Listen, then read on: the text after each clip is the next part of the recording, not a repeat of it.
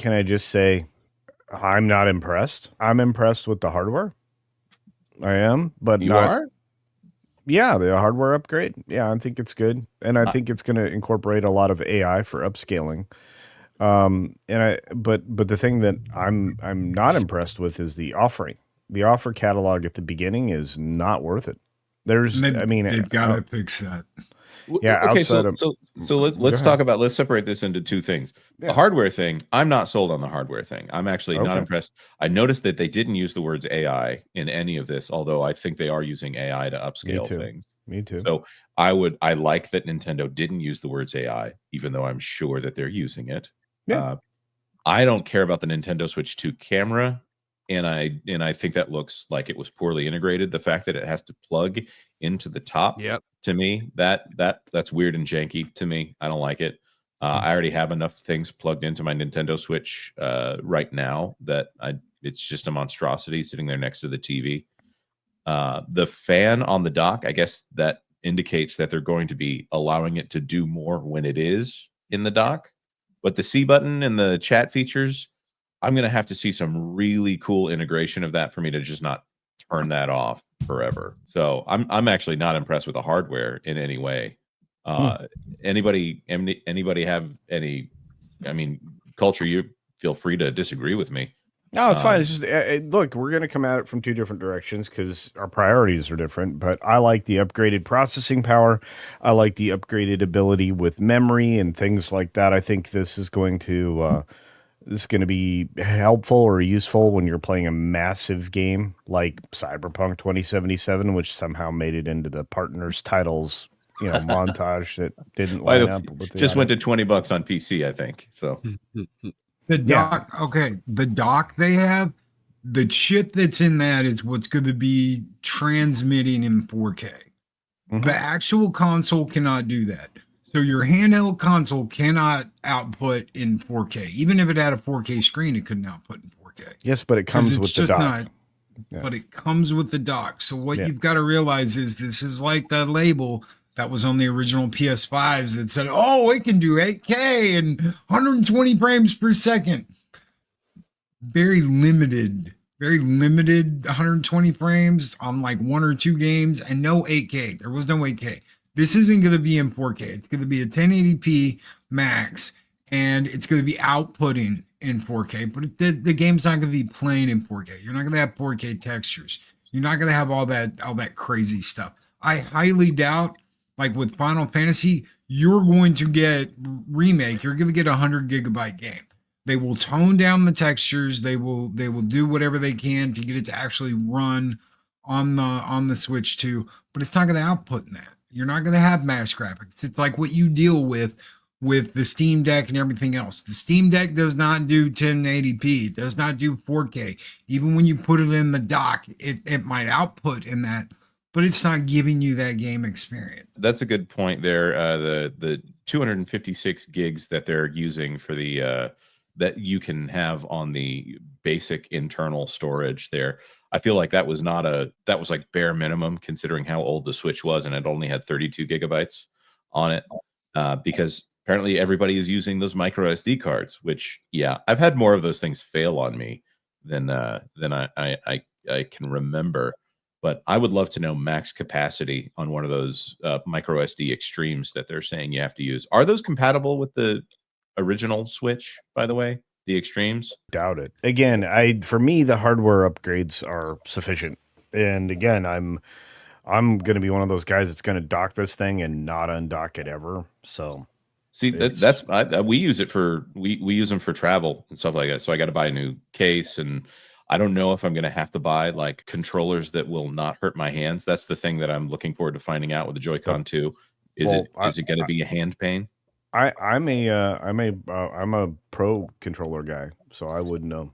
I would not use the Joy-Cons at all because, first of all, I hate them. I have enough troubles with like dexterity that it would frustrate me. Well, I use a Hori Split Pad Pro, and I've never wanted to play on anything else on the Switch when I've got it in handheld mode since then. Okay, so then let's talk about the mouse before we talk about software. Dumb. Stupid dumb. And they're obsessed with it. Like they think this is the selling point. I don't know. Maybe they're trying to hit PC gamers with it. Gimmicky. But I thought that was the stupidest thing, and they kept going back to it. Yeah. Gimmicky. It seems like a gimmick to me. Like they're trying to me, it sell you looks a like gimmick. to me, it looks like they're looking forward to being able to port their stuff to other platforms. Well, I mean, how many times have we seen console games or console systems try to integrate these things that go beyond the traditional gaming experience, only to find that gamers on console only enjoy the traditional gaming experience? Well, that's the whole thing with why this Switch 2 was successful. And okay, so like Super Mario Galaxy on the Switch right now, they have gyro controls for the Wii U motion control features, the Wii remote controls. And it's not the same. It is not nearly, it doesn't have the fidelity that it needs to be a viable option. If you try to play, again, Pikmin 3 Deluxe on the Nintendo Switch, it is not the same as using a Wii remote on the Wii U. It's really not what it needs to be. And they're just kind of it's there. It's really not satisfying if you know what a Wii controller is supposed to be like. The mouse is just complicated enough that the PC experience, like if they ever decided to port something to PC, a regular mouse would not be able to do the things that a Wii or a Switch mouse is able to do. A console, let's do this. A console experience is different than a PC experience. You cannot integrate the two, and nobody is going to want to sit up from the couch to find a table to do their mouse with. We've got a coffee table. I still don't want to clear that thing off in order to play whatever the name of the wheelchair game is. And we're not. I mean, it's weird that Nintendo decided to do a wheelchair game. They could have done the same thing without making it that. So they could have artistically made it robots or something like that. It's just something that's very strange for Nintendo to pull that off. And it's a 2 mouse control game at the same time. So yeah, it's just, I'm just imagining somebody playing that game on a coffee table. And how are you going to make it 2-player? Because you're going to have 2 people getting all up in each other's space in order to play that game. Your back's going to hurt. I mean, it's going to be that the game makes no sense. You know, I'm with you there, Jonas. I'm like, okay, so maybe it works on your couch. Maybe you're sitting on your couch and you can do this with both mice. Maybe.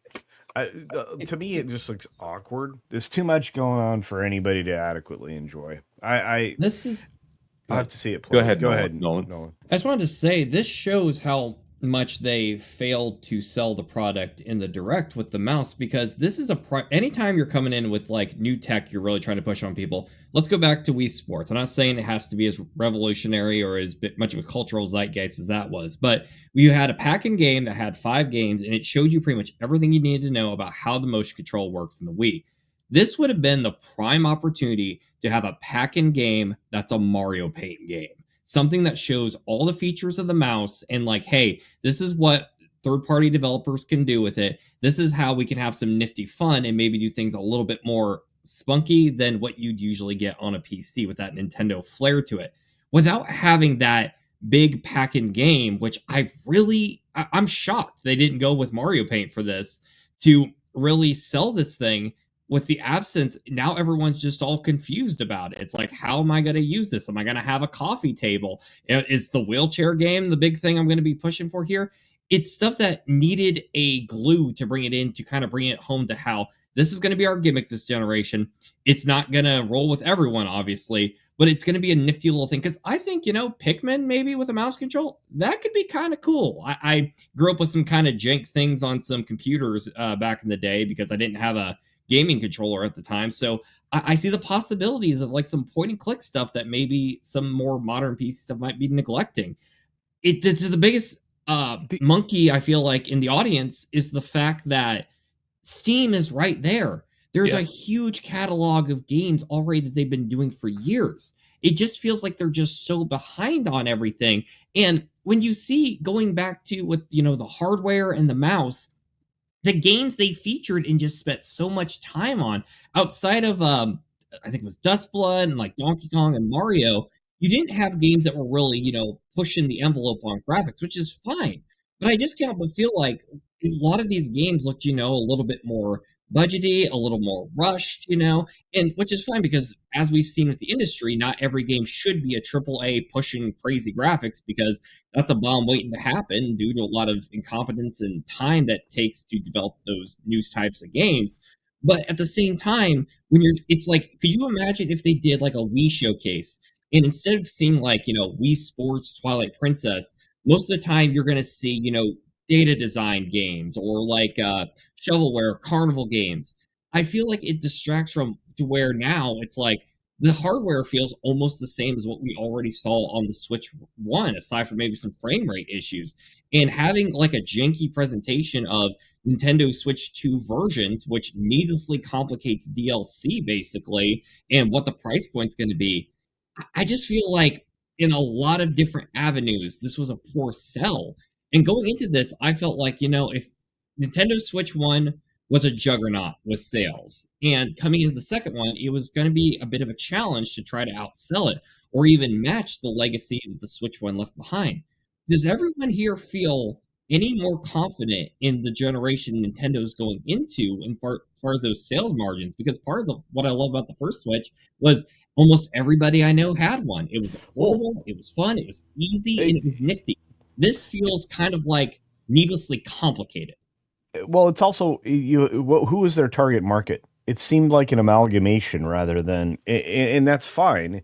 It's just if you're trying to appeal to the diversity weirdness generation, they don't have the money to buy this.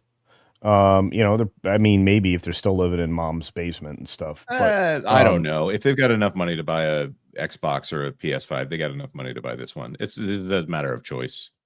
Maybe we'll see. Then you have what that appeals to them. I mean, you only have so many universal appealing games. One of them is not, Kirby Airtime or whatever the heck that thing is.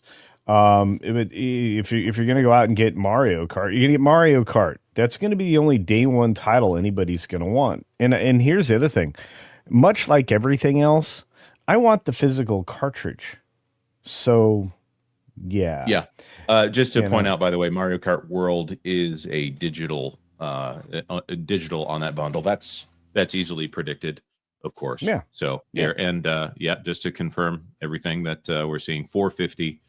I would rather pay $450 and then $10 more and have the physical cartridge for Mario Kart World, even though there'll be upgrades later. So, Me too. Yep. I mean, I'm not trying to be like called it, but $450 is the only one that makes sense to me because the OLED is $350 and they never raised the price on it here.